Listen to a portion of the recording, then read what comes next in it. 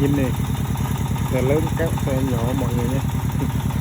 Tại vì đường lay không, xe nhỏ không đi được, như xe lớn này kéo dùng thì xe nhỏ nó đi được, không kéo chắc không đi được mọi người nhé. Tại vì lấy nó ấn rất là sâu xe lớn này.